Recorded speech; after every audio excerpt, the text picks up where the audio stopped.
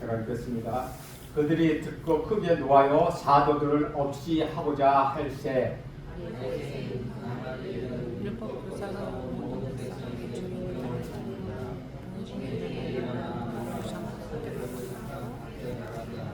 말하되 이스라엘 사람들아 너희가 이 사람들에게 대하여 어떻게 하려는지 조심하라.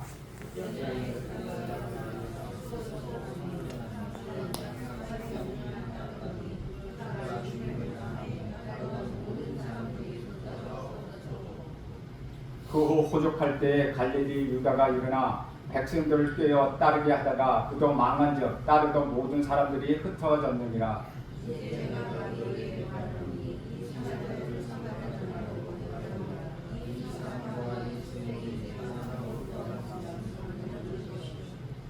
만일 하나님께로부터 났으면 너희가 그들을 무너뜨릴 수 없겠고 도리어 하나님을 대적하는 자가 될까 하노라 하니,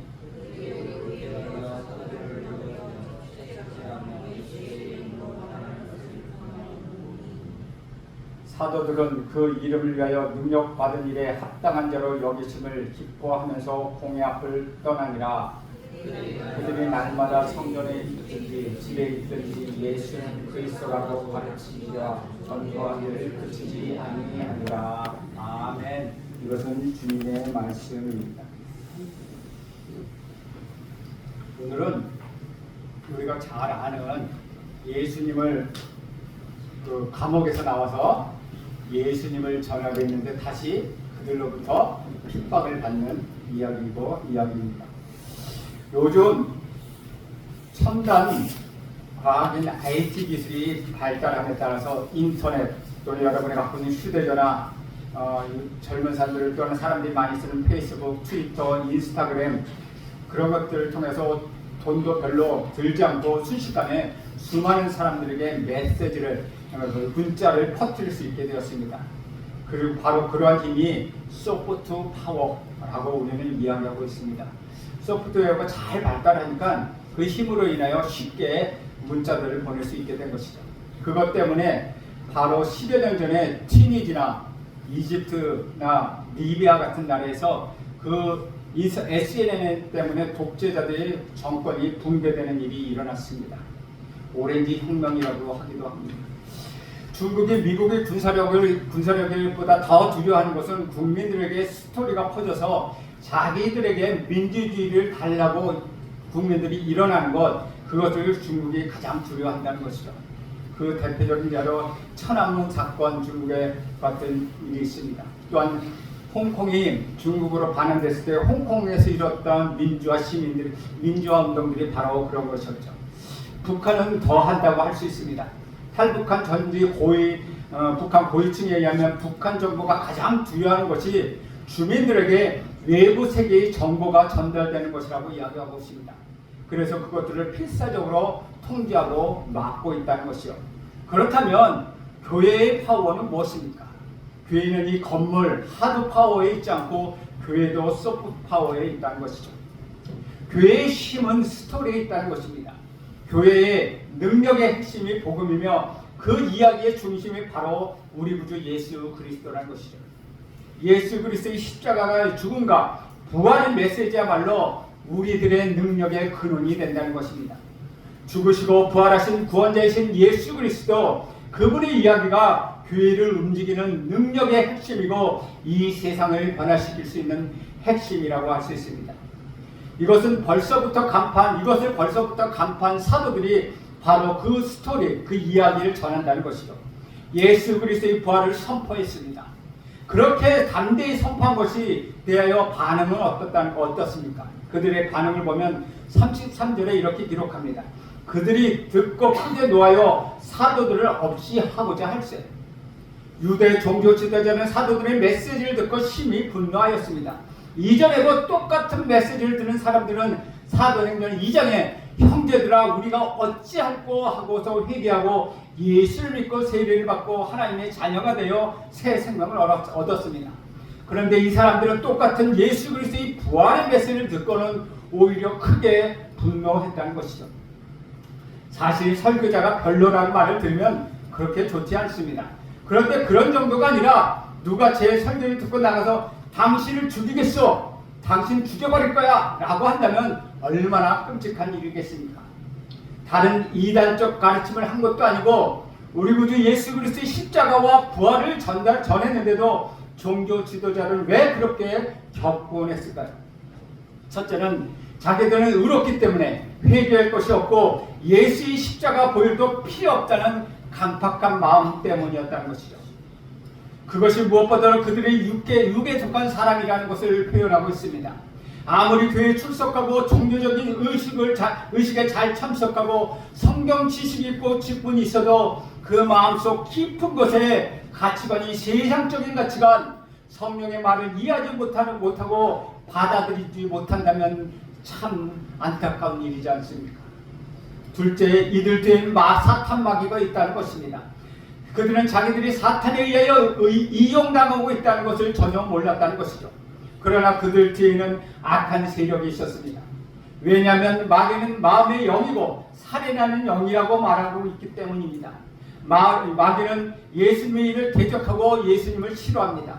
예수님을 십자가에 못 박은 우리들을 선동했던 사탄 마귀가 이제 예수님의 부활의 메시지를 전하는 사도들을 아예 없애버리고자 했다는 것입니다.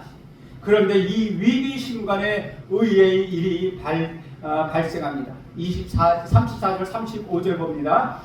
바리새인 가말리엘은 율법교사로 모든 백성에게 존경받는 자라. 공회 중에서 일어나 명하여 사도들 잠깐 밖에 나가게 하고 말하되 이스라엘 사람들아 너희가 이 사람들에게 대하여 어떻게 하려는지 조심하라. 이때 가말리엘이라는 사람이 나타났습니다. 어떤 이야기를 하는 그것으로 중요한 것이 누가 이야기를 하느냐, 그것도 중요하다는 것이죠.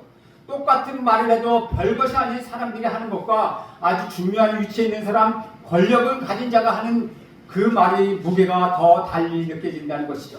짧고 간단한 말인데도 중요한 인물의 입에서 나오는 말은 모든 사람들이 귀를 기울이고 듣고 싶어 한다는 것이죠. 그 당시 유대 종교 지도자 들 사이에서는 가말리엘이라는 사람이 바로 그런 사람이었습니다. 가말리엘은 바리새인이었고 율법 교사였습니다. 어릴 때부터 구약 성경 연구에 모든 시간과 에너지를 바쳤던 바리새인이었습니다. 그 중에서도 율법 교사, 즉 율법을 가르치는 선생이었습니다. 당시 유대 종교에는 학적인 학문적인 면에서 두 개의 세력이 있었습니다. 하나는 힐레 학파이고 다른 데는 샴마이 학파입니다. 샴마이 학파는 굉장히 보수적이고 근본적인 학파이고 힐렐 학파는 아주 개혁적인 학파였다는 것이죠. 이 힐렐 학파를 이끄는 대학자가 바로 가말리엘이었다는 것이죠. 사도행전 뒷부분에 보면 사도 바울의 편지를 보면은 바울이 가말리엘의 문화생, 즉 이 가말리엘의 제자였다는 것이죠. 즉 가말리엘은 사도 바울의 스승이었다는 것입니다. 또한 34절에 보면 모든 백성에게 존경받는 사람이라고 되어 있습니다. 자기 학파에서 뿐만 아니라 바리새파에게 존경을 받는 사람이 아니라 또한 사두개파까지 그 어느 누구에도 다 존경받는 사람이었습니다. 그러니까 그가 단순히 성경 지식만 갖춘 학자가 아니라 인품이 훌륭하고 지혜가 많았던 사람이라는 것을 우리는 알 수 있다는 것이죠. 그래서 나중에 가말리엘이 죽었을 때 사람들은 율법의 영광이 떠났다, 깨끗함과 거룩함이 죽었다라고 슬퍼할 정도로 그는 존경받는 사람이었습니다. 사도들 없이 하겠다고 흥분하고 분노했던 사람들이 냉정을 되찾을 수 있도록 도와준 사람이 바로 가말리엘이었다는 것입니다. 그가 지혜로운 것은 사도들로 하여금 밖으로 잠시 나가게 합니다. 그리고 그들을 그 자리에 두고 말한 것이 아니라 당사자들은 밖에 나가 있고 자기들끼리 이야기합니다. 단순히 밖으로 내보는 것이 아니라 한 템포 쉬어간 것입니다. 이 가말리엘은 다들 화가 나서 죽이겠다고 날뛰던 그때의 감정이 흔들리지 않았습니다. 그는 아주 침착하게 자기의 마음을 유지한 채 아주 지혜롭고 인품이 뛰어난 사람이었다는 것이죠. 그뿐만 아니라 가말리엘은 역사적 의식이 있는 사람이었다는 것입니다. 36절, 37절에 보면 이전에 드다가 일어나 스스로 선전하에 사람이 약 400명이나 따르더니 그가 죽임을 당함에 따르던 사람들이 흩어져 없어졌고 그 후에 호족할 때 갈릴리 유다가 일어나 백성을 꿰어 따르게 하다가 그도 망한즉 따르던 모든 사람들이 흩어졌느니라. 이 두 사건은 1세기 초반에 일어난 사건입니다. 드다라는 이름은 아주 흔한 이름입니다. 그 사람 이름으로 봉기를 일으킨 사람이 참으로 많기 때문에 그 중에 한 명이라고 할 수 있습니다. 그런데 가말리엘은 당장 눈앞에 닥친 상황만 보는 것이 아니라 과거에 일어났던 비슷한 사건들을 금방 생각해내고 거기서 교훈을 얻고자 사람들을 설득하고 있다는 것이죠. 드다와 유다 사건에서 모든 사람이 흩어졌다는 것을 2번씩이나 반복하고 강조하고 있습니다. 그러니까 가말리엘은 지금 종교 지도자들이 갖고 있는 그 두려움이 뭔지를 정확하게 간파하고 있었다는 것이죠. 종교 지도자들은 사도들의 말을 전하는 자체도 싫었지만 그것보다도 더 두려워했던 것은 교회의 영향력이 자신들보다 더 커지는 것이기 때문이었다는 것이죠. 그래서 가말리엘은 이렇게 설명합니다. 예수 운동이 지금 한참 기세를 올리고 있다. 그런데 괜히 사도를 죽이면 자극이 된다. 벌집을 쑤셔넣는 꼴이 된다. 이 일을 그냥 놔두면 되는데 왜 큰 문제로 만드느냐. 그냥 두면 자연스럽게 사그러질 것이다 라고 말하고 있다는 것이죠. 그러면서 굉장히 중요한 결론을 이야기합니다. 38절과 39절 보면 이제 내가 너희에게 말하노니 이 사람들을 상관하지 말라. 내버려두라. 이 사상과 이 소행이 사람으로부터 났으면 무너질 것이요 만일 하나님께로부터 났으면 너희가 그들을 무너뜨릴 수 없겠고 도리어 하나님을 대적하는 자가 될까 하노라 하니 얼마나 합리적이고 이성적입니까? 얼마나 설득력이 있습니까? 그냥 내버려둬라. 이것이 사람에게 난 것이라면 무너질 것이다. 하나님께로부터 난 것이라면 무너뜨릴 수 없을 뿐만 아니라 너희들이 하나님을 대적하는 자가 된다. 그것이 얼마나 무서운 일이냐 라고 굉장히 설득력 있는 말을 하고 있다는 것입니다. 그런데 이 말을 어떻게 생각하십니까? 여러분 성경적이라고 생각하십니까? 당연히 성경이 있으니까 성경적인 말이 아니냐라고 할 수 있습니다. 그래서 지혜가 필요하다는 것이죠. 사람이 어떻게 이렇게 이야기했다는 것인지 성경적인 교훈이나 원칙이나 우리가 따라야 할 모범은 아니기 때문이라는 것입니다. 이 사람 말은 굉장히 설득력이 있고 합리적이고 이성적으로 보이지만 이것은 100% 맞는 말이 아니라는 것이죠. 50%만 맞는다는 것입니다. 장기적으로 보면 이 말이 맞습니다. 사람에게 났으면 결국 무너지는 것이요 하나님에게서 났으면 결국 무너지지 않는다는 것입니다. 그런데 사실 하나님께로부터 나지 않고 지극히 인간적인 욕심에서 난 일이라 해도 단시간에 다 망하는 것은 아니라는 것이죠. 우리가 그것을 너무나도 많이 보고 있지 않습니까? 불합리한 일들이 이 세상에 얼마나 많이 일어나고 있습니까? 그렇게 약한 사람이 오히려 더 오래 살고 몸이 좋지 않은 것 같은 것을 다 먹고 다 하던 짓을 다 하는 사람들이 오히려 오래 산다는 것입니다. 그렇게 나쁜 짓과 못된 짓을 하며 남을 괴롭히는 사람이 부자가 되고 나는 착하게 살며 남을 도우려 하지만 잘 살지 못하는 등의 일들이 얼마나 많습니까? 사실 단기적인 관점으로 보면 판단하려는 말이기 때문에 맞지 않는다는 그 단기적인 관점으로만 보면 그들이 판단하는 말 그것은 다 맞지 않는다는 것이죠. 물론 우리가 영혼의 관점에서 보면 결국 그렇게 되는 것은 사실입니다. 하나님의 일이 영원히 살 것이고 인간의 일은 무너지게 될 것입니다. 그러나 인간적인 일, 심지어 악한 일이라도 금방 단시간에 망하지 않는다는 것입니다. 성경을 봐도 그렇습니다. 우리가 하나님을 많이 오해하고 있다는 것이죠. 하나님은 무서운 분이고 이해할 수 없는 분이라면 하나님에 대한 의문을 가진 분이 참으로 많습니다. 그런데 그들은 사실은 하나님을 잘 몰라서 그렇다는 것이죠. 성경을 제대로 읽어보지 않았기 때문에 그런 잘못된 생각을 갖게 된다는 것입니다. 여러분 이런 부분도 그렇습니다. 사람의 일이라 다 안 되고 하나님 일이면 다 잘 되는 것입니까? 그렇지 않다는 것이죠. 만약 이 말이 정말 100% 사실이라면 종파 중에 가장 성공하는 종파는 이단 종파라는 것이죠. 통일교 같은 데 보면 얼마나 사람들이 많고 돈도 많이 벌고 잘 살고 있습니까? 추종자도 많고 돈도 많고 일도 많이 하고 그렇다 보면 눈에 보이는 성공만으로는 그 일이 하나님께서 난 것입니까? 그렇게 쉽게 판단할 수 없다는 것입니다. 게다가 드다나 갈릴리 유다 같은 사람은 봉기의 주동자들이었습니다. 한국식으로 말하면 인격적이나 홍길동 같은 사람을 말하고 있는 것입니다. 가말리엘이 그들을 예수님과 비교해서 말하니까 말이 안 되는 소리 논리를 펼치고 있다는 것이죠. 예수님은 그런 반란의 주동자나 핵심점으로 취급하고 있다는 것입니다.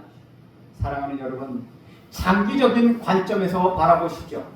우리는 지금 당장 우리 눈에 보기에 성공하거나 실패하는 것을 보면서 우리는 항상 모든 것을 단기적으로 판단하려고 한다는 것이죠. 지금 당장 우리 눈앞에 일이 잘 풀리면 야, 하나님 나에게 복을 주셔서 참 잘 살게 되었구나 라고 우리는 생각합니다.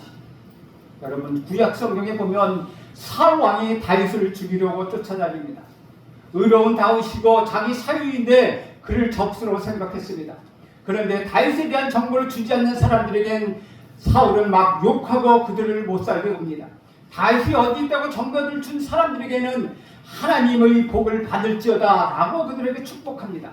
이것이 말이 되는 것입니까? 주 안에서 사랑하는 여러분, 우리는 장기적으로 보는 눈이 필요합니다. 영혼의 관점에서 이것이 정말로 하나님이 인정하는 말인가 아니면 인간적인 욕심에서 나온 말인가, 이것을 판단할 수 있어야 한다는 것이죠. 하나님의 눈으로 보아야 한다는 것입니다. 사도는 이런 영원한 관점, 하나님의 관점으로 모든 것을 보았다는 것이죠. 바로 이 가말리엘의 옛저자였던 사도 바울은 고린도전서 4장 5절에 이렇게 말하고 있습니다. 그러므로 때가 이르기 전 곧 주께서 오시기까지 아무것도 판단하지 말라. 그가 어둠에 감추인 것을 드러내고 마음의 뜻을 나타내시니 그때 각 사람에게 하나님으로부터 칭찬이 있으리라. 때가 이르기 전에 곧 우리 구주 예수 그리스도께서 다시 오시기까지 아무것도 판단하지 말라고 사도 바울은 말하고 있습니다. 지금 당장 눈앞에 잘 되고 안 되고 하는 것으로 판단하지 마십시오. 이 세상의 종말이 올 때 판단하라고 말하고 있는 것입니다. 바로 이것이 바울의 말과 가말리엘의 주장이 다르다는 점입니다. 함부로 남을 판단하지 말아야 한다는 것 같은데 왜 그렇게 하는지 그 목적이 다르기 때문입니다. 가말리엘은 그냥 놔두면 망하며, 놔두어서 망하면 사람에게서 비롯된 것이고 성공하면 하나님께서 비롯된 것이라고 말합니다. 그러나 사도 바울은 하나님께서 하나님 때에 판단할 것이다, 눈에 보이는 성공과 실패가 판단의 기준이 될 수 없다고 말하고 있습니다. 맨 마지막 날 종말에 하나님께서 판단하는 것이 최종의 판단의 기준이라고 말하고 있는 것이죠. 가말리엘의 기준으로 보면 사도들이야말로 다 실패한 사람이었습니다. 모두 다 복음을 전하다가 죽었기 때문입니다. 사도 요한만을 빼고 다 처참하게 순교했다는 것이죠. 그런데 지금도 우리가 믿는다고 하지만 그런 시각으로 우리는 보고 있지는 않습니까? 지금 당장 일이 잘 안 풀리면 하나님의 뜻이 아닌가 생각하고, 일이 잘 되면 그것이 하나님 보기에 악한 일임에도 불구하고 하나님이 복을 주셨다고 생각하는 경우가 너무나도 많다는 것이죠. 이 세상에서 지금 잘 되고 못 되는 것을 통하여 판단할 것이 아니라는 것입니다. 사랑하는 여러분, 지금 어떤 눈으로 판단하고 계십니까? 지금 내 삶의 일이 잘 안 되고 있다면 이게 하나님이 원하시는 것이 아닌가? 라고 의심을 품고 계십니까? 사실 하나님의 뜻대로 잘하고 있는데도 안 된다면 이게 아닌가 하고 생각하지 않습니까? 아니면 하나님이 전혀 원하시지 않는 방식으로 마구 살아가고 있는데 일이 잘 될 때 괜찮은가 보다 하면서 살아가고 있지는 않습니까? 우리가 꼭 자기 자신을 잘 우리는 살펴보아야 하고 돌아다 보아야 합니다. 우리의 판단 기준은 마지막 때 하나님이 보시기에 어떠한가 거기에 달려있다는 것이죠. 이러한 상황에 대하여 사도들의 반응은 어떻습니까? 40절을 보겠습니다. 40절 보면 그들이 옳게 여겨 사도들 불러들여 채찍질하여 하며 예수의 이름으로 말하는 것을 금하고 놓으니, 바리새인뿐만 아니라 제사장들이 주리였던 사두개인들도 가말리엘의 조언에 공감하면서 이를 받아들였습니다. 그렇지만 자존심이 상하지 않겠습니까? 그냥 놔두면 다 인정하는 꼴이 되지 않겠습니까? 그래서 그냥 놔둘 수가 없었습니다. 그래서 율법에 기록된 형벌인 40대의 하나의 가만 39대의 채찍질을 사도들에게 가했습니다. 여기는 너무나 간단하게 채찍질해서 금하고 놓았다고 말하고 있습니다. 그러나 그것은 무자비한 채찍질이었습니다. 채찍의 끝에 짐승의 뼈자국이나 새조각이 달려있는 채찍으로 무자비한 군인들이 휘둘러대는 채찍을 39대나 때리고 놓아 주었다는 것이죠. 그러면 제대로 걸어갈 수 없을 정도로 엄청난 고문이었습니다. 지금 등이 다 찢겨지고 피가 찰찰 흐르는 상황인데 사도들은 뭐라고 이야기합니까? 우리 41절 말씀 우리 함께 읽겠습니다. 시작. 사도들은 그 이름을 위하여 능욕받는 일에 합당한 자로 여기심을 기뻐하면서 공회 앞을 떠나니. 너무나 놀랍지 않습니까? 등이 지금 쩍쩍 갈라져 찢어지고 너덜너덜해서 피가 철철 흐르는 상황인데 사도들은 오히려 기뻐했다고 말하고 있습니다. 그냥 보면 완전히 미친 사람들 아닙니까? 어떻게 이렇게 처참하게 맞고도 웃을 수가 있습니까? 한 대만 맞아도 아픈데 39대가 맞으니 얼마나 아프겠습니까? 아마 종교 지도자는 39대를 때린 다음에 속으로 이랬을 것입니다. 이것들이 이제야 정신 차렸겠지. 그렇게 생각했지도 모릅니다. 그런데 그들은 오히려 흐흐흐 웃으며 기뻐하고 있지 않습니까? 그렇게 피를 철철 흘리면서 흐흐 웃는 것, 공포스러운 공포 영화에서 나오는 그런 모양 아니겠습니까? 그런데 더욱 놀라운 것은 우리 예수님께서 이것을 이미 산상수훈에서 말씀하고 계시다는 것이죠. 마태복음 5장 11, 12절에는 이렇게 말씀하고 있습니다. 나로 말미암아 너희를 욕하고 박해하고 거짓으로 너희를 거슬려 모든 악한 말을 할 때 너희에게 복이 있나니 기뻐하고 즐거워하라. 하늘에서 너희 상이 큽니다. 너희 전에 있던 선지자들도 이같이 박해하였느니라. 요한복음 15장 18절에서도 예수님이 세상이 나를 미워했으니 너희도 미워할 것이라고 말씀하고 있습니다. 사랑하는 여러분, 여러분이 예수님 때문에 고난을 당한다면, 예수님을 믿기 때문에 손해를 보고 고난을 당하고 다른 사람으로부터 미움을 당한다면 괴로워하거나 낙심하지 마십시오. 대충 타협해야겠다라고 생각하지 마십시오. 이것을 오히려 자랑스럽고 기쁘게 여기십시오. 오히려 뿌듯하게 여기시길 간절히 바랍니다. 내가 하나님이 인정하는 사람이 되었구나, 내가 정말 사탄이 두려워하는 사람이 되었구나 하면서 기뻐하고 감사할 일이 아니겠습니까? 핍박이 점점 강해지면 여러분 마음은 점점점 성장해 간다는 의미를 담고 있기 때문이라는 것이죠. 42절을 보면 그들이 날마다 성전에 있든지 집에 있든지 예수를 그리스도라고 가르치기와 전도하기를 그치지 아니하니라 라고 말씀합니다. 풀려났던 사도들은 즉시 복음을 전하는 일을 합니다. 예수 이름을 위하여 능력받기에 합당한 자가 되었다고 기뻐하며 떠나오자마자 복음을 전합니다. 그들의 메시지는 아주 간단하고 심플합니다. 예수는 그리스도이시다. 처음부터 끝까지 사도들의 메시지는 예수님, 부활하신 예수님, 예수는 메시아이다, 예수는 그리스도다, 그것이었습니다. 사도들은 가르치기와 전도하기를 그치지 않았습니다.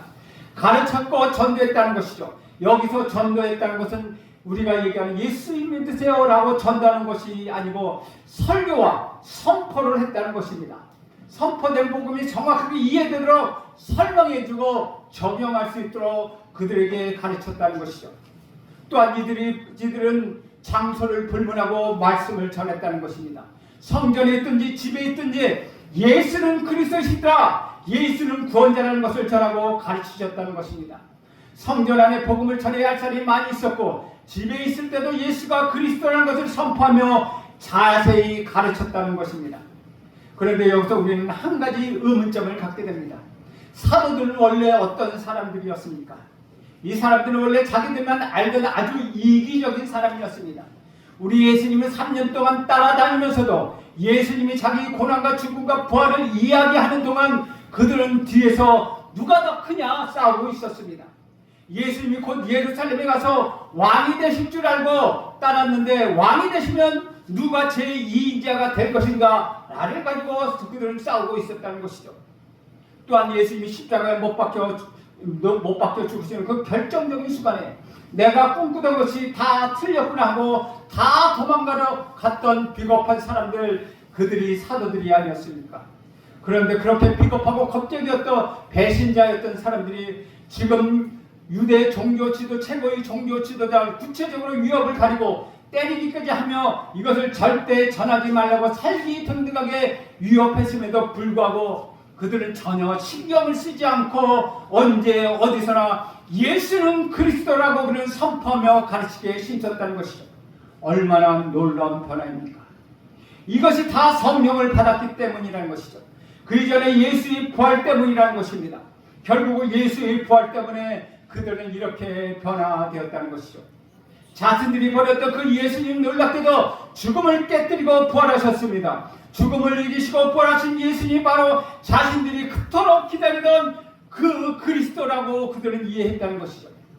42절에는 예수는 그리스도라고 가르치고 전도했다라고 되어 있는데, 원문에 보면은 뭐라고 되어 있냐면 예수는 바로 그 그리스도이다. 즉 예수는 너희가 십자가에 못 박혀 죽이신, 그리고 죽음을 깨뜨리고 부활하신 그 그리스도라고 말하고 있는 것입니다. 그러니까 지금까지 이스라엘이 기다렸던 그리스도가 바로 예수라고 전하고 있는 것이죠. 모든 것이 부활하신 예수를 만났고 성령을 받았기 때문에 이루어진 놀라운 변화였다는 것이죠.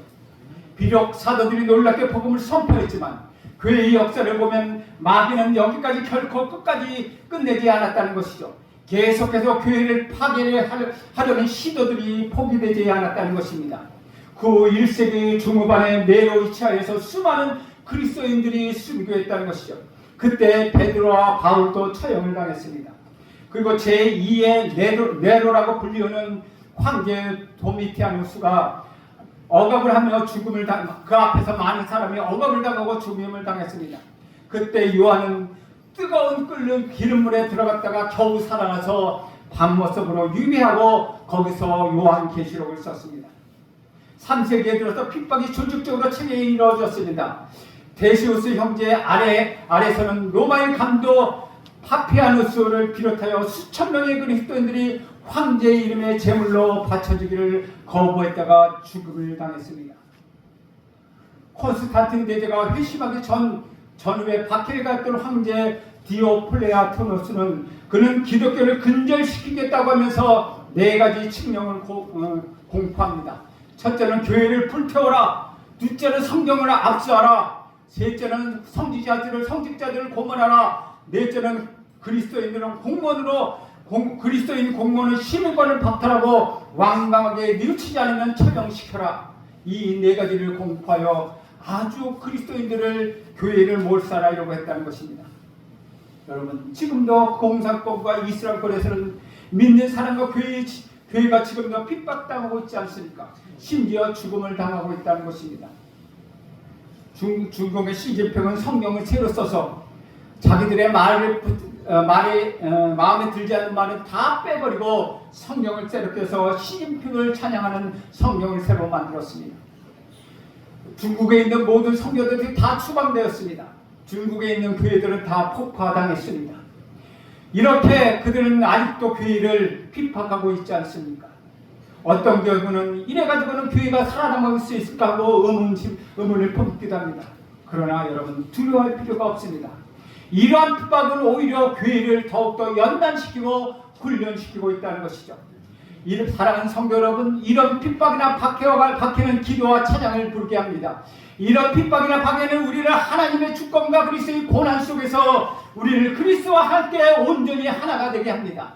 이러한 핍박과 박해는 더욱더 주님 앞에서 아름다운 삶을 살도록 우리를 이끌어간다는 것이죠.